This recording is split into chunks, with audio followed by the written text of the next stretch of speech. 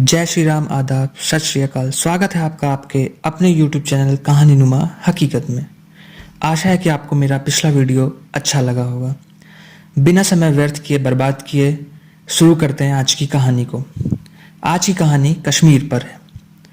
हालांकि आप में से बहुत सारे लोग जानते होंगे, लेकिन कश्मीर है क्या, कश्मीर की कहानी क्या है, कश्मीर में उथल पुथल क्यों थी, कश्मीर में आतंकवाद कब से है, क्या शुरू से ही कश्मीर ऐसा रहा, आज़ाद हिंदुस्तान से पहले कश्मीर क्या था, आज़ादी के बाद क्या हुआ, कश्मीर के फिर टुकड़े कैसे हुए। तो मुझे लगा कि ये सारी चीज़ें मैं आपके साथ शेयर करता हूँ और आज कश्मीर की ही कहानी सुनाऊँ। अब बात करते हैं कहानी की। करीब 900 साल पुरानी बात है। सन 1300 की। एक शमसुद्दीन शाह मीर नाम के एक शासक थे जिन्होंने कश्मीर की खोज की। एक खूबसूरत वादी उसकी तलाश हुई। फिर वहाँ पर शमसुद्दीन का वंश था, वो आगे चला। इसके बाद फिर वहाँ कई राजा आए, नवाब आए। उन्होंने धीरे धीरे कश्मीर को संवारा, सजाया और चिनार गुलदार की खुशबू, जिसके लिए कश्मीर मशहूर है, धीरे धीरे कश्मीर बनता गया। और एक वक्त आया जब कश्मीर को ज़मीन की जन्नत का नाम भी दिया गया, कि फ़ारसी में कहते हैं फिरदौसे बर्रुए जमीयस्त अमीयस्त अमीयस्त अमीयस्त। इसका हिंदी में मतलब ये है कि अगर कहीं जन्नत है तो यहीं है, यहीं है और यहीं है। कश्मीर में सब कुछ ठीक ठाक चल रहा था। आज़ादी से पहले कश्मीर को लेकर कोई लड़ाई, कोई विवाद नहीं था। उस समय कश्मीर के राजा हरि सिंह थे और इस रियासत का जो वंश था वो था डोगरा राजपूत वंश, जिस वंश से राजा हरि सिंह थे। तो उस समय डोगरा राजपूत वंश का कश्मीर पर शासन था और राजा हरि सिंह इसके राजा हुआ करते थे। आज़ादी से पहले भारत का विभाजन नहीं हुआ था, तब पाकिस्तान नहीं था। तो जो कश्मीर का बॉर्डर लगता था वो 3 बहुत ही इम्पोर्टेंट देशों से लगता था, जिसमें रशिया, चाइना और अफ़गानिस्तान था। तो कश्मीर की अहमियत, उसकी इम्पोर्टेंस भी काफ़ी ज़्यादा थी, इसकी सिक्योरिटी को लेकर, ट्रेड को लेकर।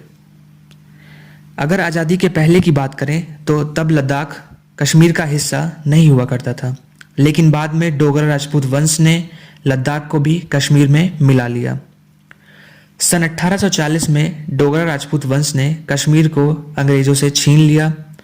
तब कश्मीर की आबादी करीब 40 लाख हुआ करती थी और इसमें से 68% यानी 68% आबादी मुसलमानों की हुआ करती थी।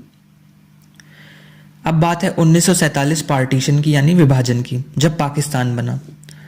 तो जिन लोगों ने पाकिस्तान बनाया उन्होंने कहा कि कश्मीर को पाकिस्तान के साथ जाना चाहिए, और एग्जाम्पल के तौर पर यह दिया कि उस वक्त गुजरात के जूनागढ़ में हिंदुओं की तादाद ज़्यादा है, तो इसलिए उसको हिंदुस्तान को दे देना चाहिए।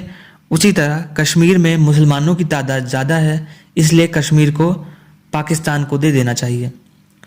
लेकिन राजा हरि सिंह इसके लिए तैयार नहीं थे और कहते हैं कि राजा हरि सिंह ना तो हिंदुस्तान में विलय होना चाहते थे और ना ही पाकिस्तान में। वो चाहते थे कि कश्मीर एक आज़ाद रियासत की तरह रहे। बात है 15 अगस्त 1947 को, जब हमें आज़ादी मिली, हिंदुस्तान आज़ाद हुआ, पाकिस्तान नया देश बना। आज़ादी के ठीक 9 हफ्ते बाद यानी 22 अक्टूबर 1947 को अचानक कश्मीर पे जिन्ना के इशारे पर कबायलियों ने हमला कर दिया और उनका मकसद ये था कि कश्मीर को जबरन पाकिस्तान में मिला लिया जाए।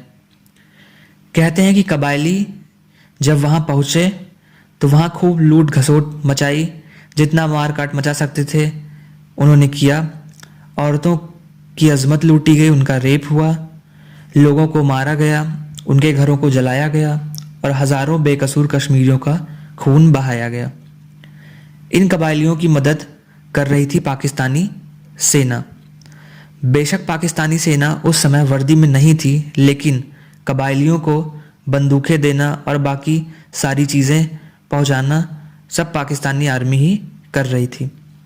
और उस समय पहली बार जिन्ना जो कबायली वहाँ लड़ रहे थे उनको मुजाहिदीन का नाम दिया।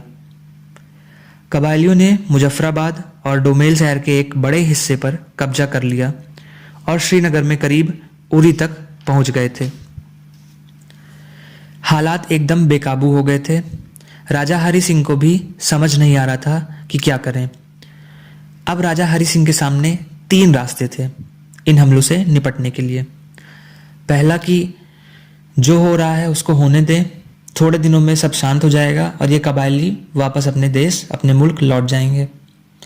दूसरा ये था कि कबायलियों से मुकाबला करें और उनको उनके मुल्क वापस खदेड़ें।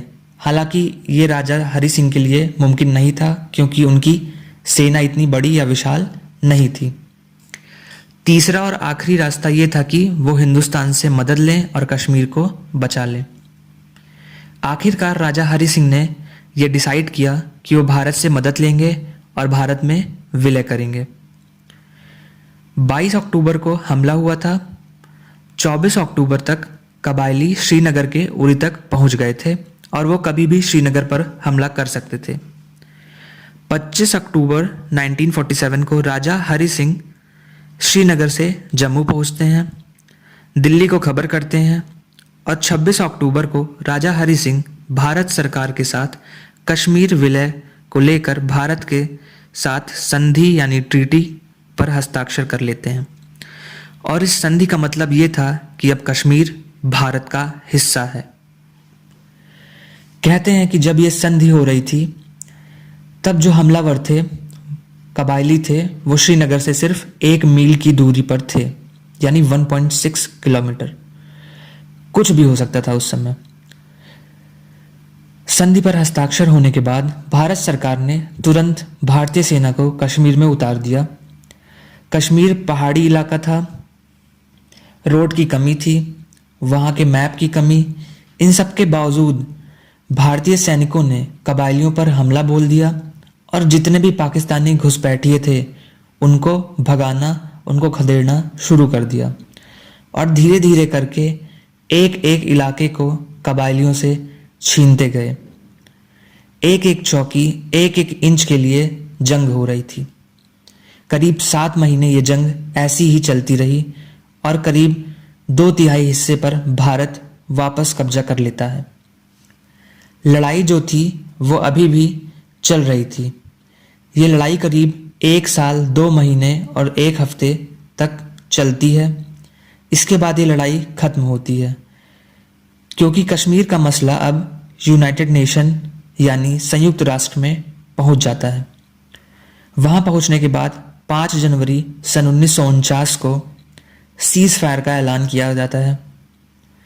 यूएन की अगुवाई में सीज फायर का ऐलान होता है और इस मीटिंग में यह ऐलान होता है कि जो सेना 5 जनवरी 1949 को जहां पर है, जो हिस्सा जिसके कब्जे में है, वो उसी देश का, उसी मुल्क का होगा और उसे ही युद्ध विराम रेखा माना जाएगा, जिसके बाद में हम सरल भाषा में LOC कहते हैं, यानी लाइन ऑफ कंट्रोल। पाकिस्तान से हमारे कई बॉर्डर लगते हैं लेकिन LOC जो है वो सिर्फ कश्मीर में है। कहते हैं कि अगर कुछ दिन और यूएन का फैसला ना आता तो आज जो पाकिस्तान अधिकृत कश्मीर यानी POK है वो भी हमारे पास होता। जब ये जंग करीब 1 साल 2 महीने और 1 हफ्ते बाद यूएन के फैसले के बाद रुकी और LOC बना, तब कश्मीर का कुछ हिस्सा जिसे हम POK कहते हैं वो पाकिस्तान में चला गया, जिसमें गिलगिट, मीरपुर, मुजफ्फराबाद और बाल्टिस्तान शामिल है। इस तरह कश्मीर के टुकड़े हो गए। कश्मीर का भारत में विलय हो गया, लेकिन पाकिस्तान ने कश्मीर को कभी भी चैन से रहने ही नहीं दिया। वो चाहता था कि कश्मीर उसको मिल जाए। उसके लिए जो पाकिस्तान ने किया, जैसे 48 में जंग, 65 में जंग और 71 में जंग, तीनों में पाकिस्तान को करारी शिकस्त मिली, हार मिली, फिर भी पाकिस्तान नहीं सुधरा। उधर सन 1948 की जंग के बाद कश्मीर नॉर्मल था, शांत था। तब तक कश्मीर में ना तो अलगाववाद था और ना ही आतंकवाद।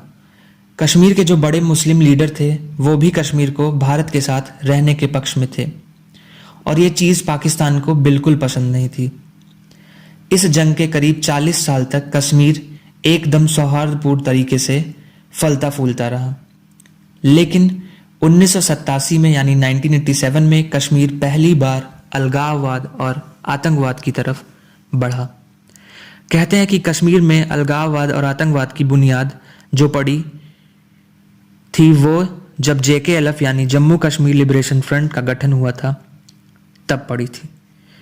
1977 में यानी 1977 में अमानुल्लाह खान ने इंग्लैंड में इसकी स्थापना की थी और शायद इस नाम से आप सब वाकिफ होंगे, मकबूल बट ये भी JKLF से जुड़ा हुआ था और इस JKLF का जो मेन मकसद था वो था आज़ाद कश्मीर। मकबूल बट आज़ाद कश्मीर को लेकर पहली बार टेरर की कार्रवाई करता है और सन 1971 में इंडियन एयरलाइंस का एक प्लेन हाईजैक करता है और भारत पर दबाव बनाने की कोशिश करता है। लेकिन भारत के दबाव के कारण पाकिस्तान सरकार मकबूल बट को गिरफ्तार कर लेती है। गिरफ्तारी के 2 साल बाद ही उसे छोड़ भी दिया जाता है। मकबूल बट वापस कश्मीर आता है, लेकिन श्रीनगर पुलिस उसे गिरफ्तार कर लेती है अपने एक मुखबिर की इनपुट पर। फिर उस पर मुकदमा चलता है और उसे जेल भेज दिया जाता है। इधर जब मकबूल बट पर मुकदमा चल रहा था तब बट को छुड़ाने के लिए JKLF इंग्लैंड के बर्मिंघम में एक एम्बेसडर थे मिस्टर रविंद्र म्हात्रे, उनको किडनैप कर लेते हैं और उनकी रिहाई के बदले में वो मकबूल बट की रिहाई की मांग करते हैं। लेकिन भारत सरकार मानती नहीं है, इसलिए बाद में मिस्टर रविंद्र म्हात्रे को मार दिया जाता है। मिस्टर रविंद्र म्हात्रे की मौत का बदला लेने के लिए भारत सरकार फिर मकबूल बट की कार्रवाई में तेजी लाती है और 11 फरवरी 1984 को मकबूल बट को तिहाड़ जेल में फांसी दे दी जाती है। साल 1987 में यानी 1987 में जम्मू कश्मीर में चुनाव होता है। कुछ बड़े नेता हार जाते हैं और वो इल्ज़ाम लगाते हैं कि चुनाव में धांधली हुई है। तो जो हारे हुए नेता थे वो पहली बार 1987 में हथियार उठा लेते हैं और फिर हथियार उठाने के बाद पाकिस्तान उनको सपोर्ट करने लगता है। उस समय जो कश्मीर के जो मुख्यमंत्री थे वो थे फारूक अब्दुल्ला और यहीं से अलगाववाद और आतंकवाद पहली बार कायदे से कश्मीर में शुरू हुआ। बहुत सारे बेगुनाहों को मारा जाता है। कश्मीर घाटी में फिर से एक बार आज़ादी का नारा बुलंद होता है और हालात सबसे खराब 1990 में होते हैं। 1990 में जगह जगह पर्चे बांटे जाते हैं और कहते हैं कि कश्मीर घाटी से तो तमाम हिंदू हैं वो कश्मीर को छोड़ दें अपनी औरतों के बिना, वरना उन सबको मार दिया जाएगा। उनको 90 दिन का अल्टीमेटम दिया जाता है। उसके बाद बहुत सारे हिंदुओं को मारा जाता है, उनकी महिलाओं की अजमत लूटी जाती है, उनका रेप किया जाता है, घरों को आग लगा दिया जाता है, कश्मीरी पंडितों को निशाना बनाकर उनको मारा जाता है। इसके बाद कश्मीर घाटी के हालात बेहद ख़राब हो जाते हैं। इसके बाद वहाँ राष्ट्रपति शासन यानी प्रेसिडेंट रूल लगा दिया जाता है और ये प्रेसिडेंट रूल करीब 6 साल तक लगा रहता है। कहते हैं कि कश्मीर में ये आतंकवाद अलगाववाद आने का कारण पाकिस्तान था, क्योंकि पाकिस्तान हिंदुस्तान से 3 जंग हार चुका था, 48 की, 65 की और 71 की जंग। तो पाकिस्तान को पता चल गया था कि सीधी लड़ाई हिंदुस्तान से जीतना मुमकिन नहीं है। तो पाकिस्तान ने पहली बार मकबूल बट की फांसी के बाद एक नई चाल चली। पाकिस्तान ने सोचा कि कश्मीर में जहर बोया जाए, कश्मीर के ही लोगों को भड़काया जाए, उनका ब्रेन वॉश किया जाए और अपने यहाँ से मिलिटेंट को भेजा जाए और उनसे कश्मीर में उथल पुथल करवाया जाए, ताकि UN काउंसिल में भारत पर इंटरनेशनल दबाव बनाया जाए और कश्मीर को भारत से अलग कर दिया जाए। इसके बाद से पाकिस्तान ने सीधी लड़ाई तो लड़ी नहीं, उसने पैतरा ये अपना लिया कि फिर उसने आतंकवाद के जरिए कश्मीर में उथल पुथल करना शुरू कर दिया और फिर इसके लिए उसने आतंकवादियों को कश्मीर भेजना शुरू कर दिया। और यही वजह है, चाहे वो जैश ए मोहम्मद हो, चाहे वो हिजबुल मुजाहिदीन हो, चाहे वो लश्कर तैयबा हो, इन सारे ऑर्गेनाइजेशन, इन सारे आतंकवादी संगठनों का जो जन्म हुआ है वो कश्मीर के नाम पर ही हुआ है। और इन सब की कोशिश यही है कि कश्मीर में कभी शांति ना हो। और कहते हैं कि पिछले 30 सालों में करीब 5,000 से ज़्यादा जवान शहीद हुए हैं। इकनॉमी का बहुत नुकसान हुआ है। पाकिस्तान कभी ये नहीं चाहता कि कश्मीर में अमन हो, चैन हो, शांति हो। तो इसलिए वो उनको बरगलाने की, उनको भड़काने की, उनको जिहाद के नाम पर, उनको इस्लाम के नाम पर, आज़ादी के नाम पर भड़काता रहता है। और वो कभी हमें उरी की शक्ल में, कभी पठानकोट की शक्ल में, कभी मुंबई अटैक की शक्ल में, कभी पुलवामा की शक्ल में हमेशा हमारे सामने आता रहता है। तो आज कहानी में बस इतना ही। आपको ये कहानी कैसी लगी ये कमेंट बॉक्स में कमेंट करके बताइए। और अगर आप चैनल पर नए हो और हर रोज ऐसी कहानी सुनना चाहते हैं तो चैनल को सब्सक्राइब कर लीजिए, वीडियो को लाइक कर दें और अपने दोस्तों और फैमिलीज में शेयर कर दें। आपसे फिर मिलेंगे ऐसे ही किसी नई वीडियो में। तब तक के लिए आप अपना ख्याल रखिए, अपनों का ख्याल रखिए। जय हिंद, जय भारत।